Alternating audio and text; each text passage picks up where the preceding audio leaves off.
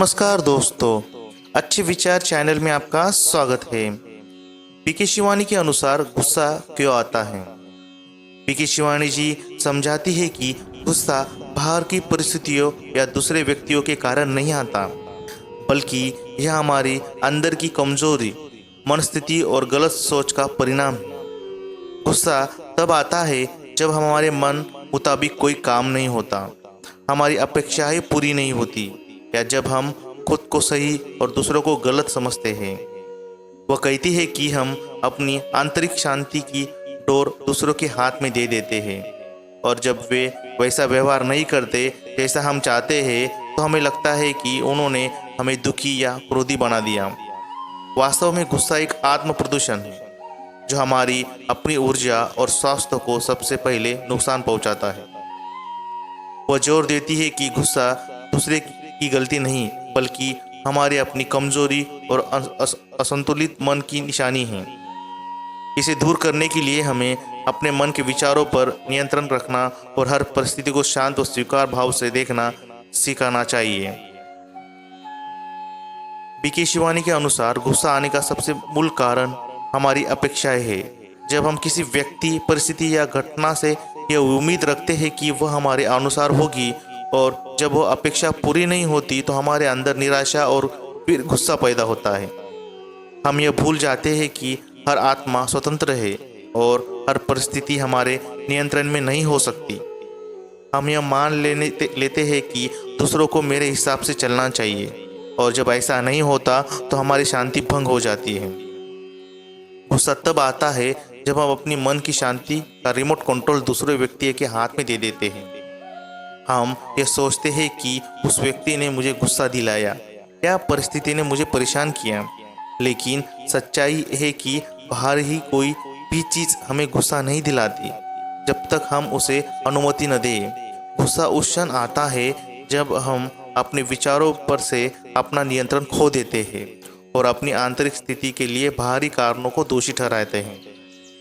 गुस्सा आने से पहले हमारे मन में नकारात्मक संकल्पों की एक श्रृंखला शुरू होती है।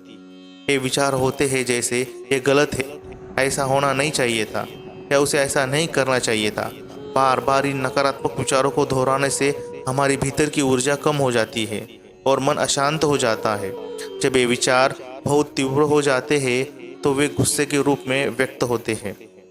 गुस्सा अक्सर हमारे अहंकार से जुड़ा होता है। जब कोई व्यक्ति हमारे विचारों, फैसलों या हमारे व्यक्तित्व का अनादर करता है तो हमारे अहंकार को ठेस पहुंचती है। हमें लगता है कि हमारी मान मर्यादा या महत्व कम हो रहा है, और इस कमी को भरने के लिए या खुद को सही साबित करने के लिए हम गुस्सा करते हैं। गुस्सा उस समय का एक रक्षा तंत्र बन जाता है। पीके शिवानी समझाती है कि गुस्सा एक संस्कार यानी पुरानी आदत है। यदि हमने अतीत में हर बार अपनी बात मनवाने या समस्याओं को हल करने के लिए गुस्सा का इस्तेमाल किया है तो यह हमारे अवचेतन मन में गहरे बैठ जाते हैं। इसलिए जब भी कोई मुश्किल स्थिति आती है तो मन तुरंत उसी पुराने गुस्से वाले बटन को दबा देता है, क्योंकि उसे लगता है कि यही सबसे आसान रास्ता है।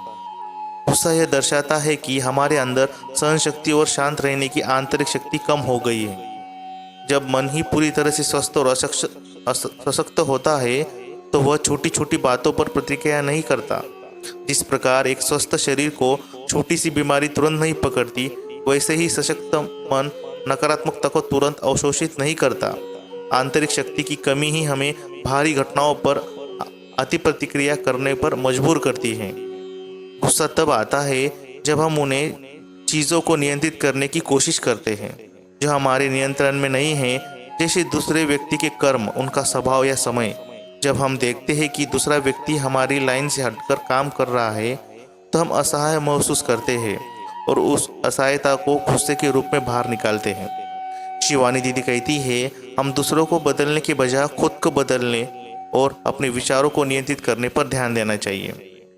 आध्यात्मिक दृष्टिकोण से गुस्सा अज्ञानता का प्रतीक है।